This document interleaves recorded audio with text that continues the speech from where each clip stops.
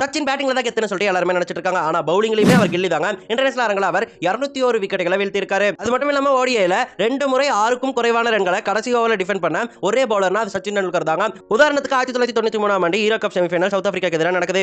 இந்த மேட்ச்ல கடைசி 6 பாலுக்கு 6 ரன் தேவைங்கிற நிலைமை வந்துருந்துச்சு. அப்ப அசருதீன் சச்சினை கூப்பிட்டு நீ பவுலிங் போடு அப்படின்னு சொல்லிட்டு அனுப்பி வச்சிருந்தாரு.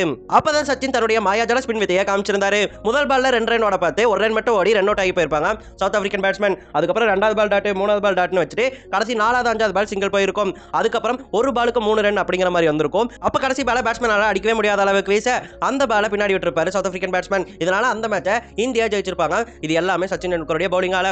இதே மாதிரியான சம்பவத்தை 1996 ஆண்டு ஆஸ்திரேலியாக்கு எதிராக பண்ணிருப்பாரு. அங்கேயும் 6 பாலுக்கு 6 ரன் தேவை. ஆஸ்திரேலியா கிட்ட ஒரே ஒரு விக்கெட் தான் இருந்துச்சு.